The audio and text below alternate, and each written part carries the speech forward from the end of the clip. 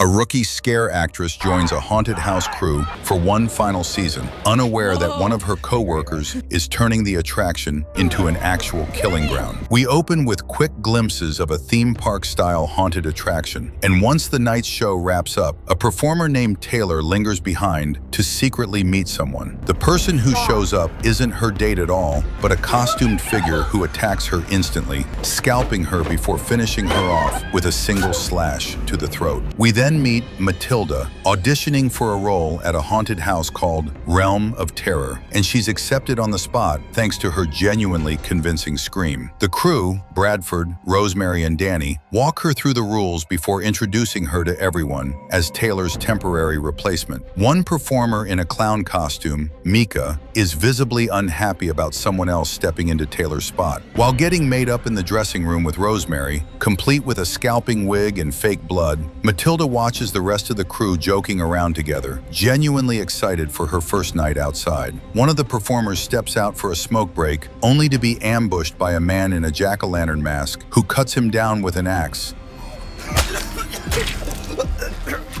and rips his heart straight from his chest. While that's happening, Bradford hypes up the cast in character before everyone heads to their assigned stations inside the maze. Matilda is paired with Danny, playing a victim chained to a wall meant to be scalped. As the crowds pour in, Danny chats with her between scares, learning she's fresh out of art school and just picking up gigs where she can. Once the show starts, the two fall into a rhythm of screams and fake violence that carries them through the rest of the night. Afterward, back in the dressing room, Matilda gets congratulated by Danny and Rosemary for a strong debut and meets the rest of the cast along the way. Celeste, who posts risque content online, Jace, an unapologetic and a woman named V who also compliments her performance. Not everyone's thrilled though, as Bradford chews out a performer named Seth for phoning in his headless football player role, telling him not to bother coming back, which sends Seth storming off. Elsewhere, Mika tries texting Taylor, unaware she's already dead, right as someone quietly smears blood on her neck, mirroring a signature the killer has left on every previous victim. When Mika calls Taylor's number, she hears a phone ringing nearby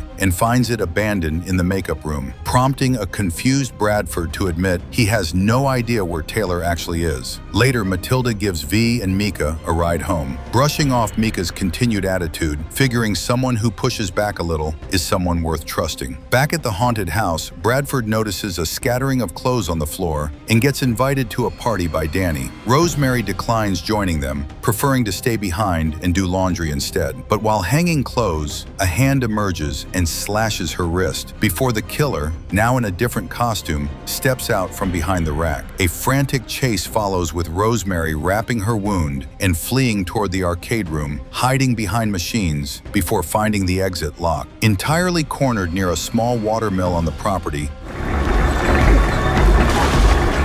she's ultimately shoved face first into its spinning gears, meeting a gruesome end. At the party, Matilda mingles with the group, learning more about Celeste's online side hustle. Danny's complaints that modern Halloween has grown too tame for his taste, and Jace's general lack of filter. Seth, still fuming, complains that Bradford won't let him have any fun and mentions how much more he earns at his escape room job. Unaware, someone smears blood on the back of his head mid-rant. Matilda later pitches an idea to Bradford that women shouldn't always be the ones playing victims in horror attractions, but he shoots it down as commercially risky compared to sticking with familiar tropes. The property owner, Tall John, briefly checks in on the party without actually joining in. And in a separate conversation, Matilda learns from V that Mika has feelings for Taylor, which is partly why she's been so cold toward her replacement. Elsewhere, Mika voices her growing unease about Taylor's sudden disappearance to Danny and Bradford, but both men brush it off as a normal, if unceremonious way for crew to quit mid-season. The next morning, Matilda wakes up in her car, which doubles as her home, and gets a text about the group heading to an escape room together. Before they enter, Seth ducks into the security room and spots someone lurking in one of the hidden chambers. Rushing over to confront them, while another employee walks the girls through the rules, unaware it's the actual killer, Seth orders them to leave, only to be attacked with a hedge trimmer and decapitated on the spot. The girls Girls, busy solving puzzles in another room, unknowingly stumble upon his headless body afterward and simply assume it's a very convincing prop, oblivious to what's really happened. As they finish the escape room and win a food court coupon, the killer quietly hauls Seth's body away, unnoticed over lunch. Mika checks Taylor's phone and finds a message from Rosemary, wrongly concluding the two are secretly seeing each other, unaware both women are already dead and that the message is nothing but a trap. She storms off abruptly afterward. Matilda visits Celeste, opening up about her fear of chasing an acting career in Los Angeles, and Celeste encourages her to make the move once the haunt season wraps up. Back at a nearby bar, Bradford grows increasingly anxious about Rosemary's silence, while Danny brushes it off as typical drama between two people supposedly hooking up. Stepping out to check the haunted house himself, Bradford comes back even more unsettled after finding no trace of her, remarking how strange this whole season has felt with so many people vanishing suddenly, though Danny again waves it off. After a lighter stretch, showing the group enjoying a nearby Halloween theme park, Mika apologizes to Matilda that evening while carving pumpkins, admitting her attitude stemmed from worry over Taylor, though she's since convinced herself Taylor simply moved on with Rosemary. Moments later, another fake message arrives on Taylor's phone, supposedly from Rosemary,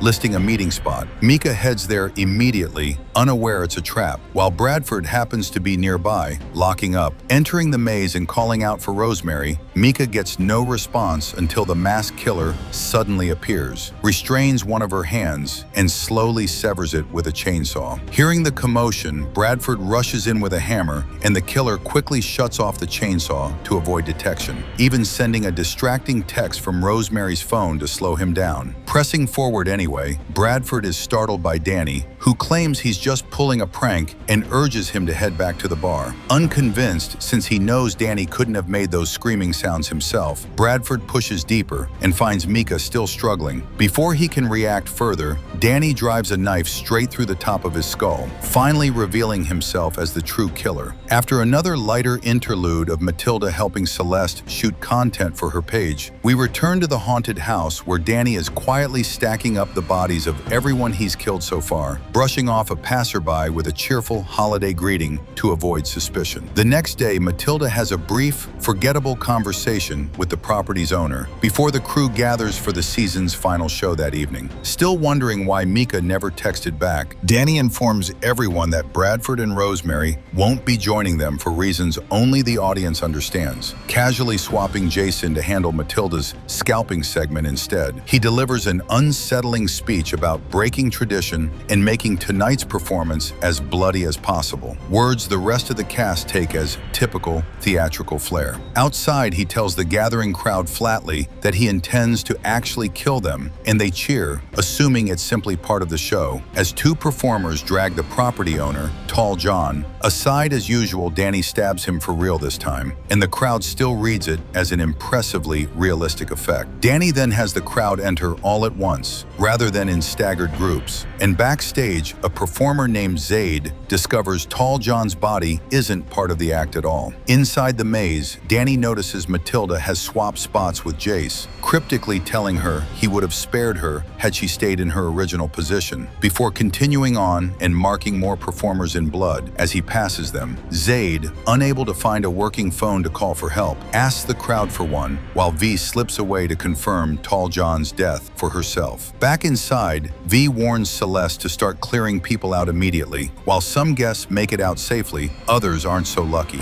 and Danny leads them straight into the room stacked with his victims, before launching into a full-blown massacre. It takes the crowd several fatal seconds to realize what's actually happening. There's an exit in the next room! What's going on? As they scramble to escape, Danny nearly gets V, but Celeste knocks him down momentarily with a bat. Are you okay? V, talk to me. What's going on?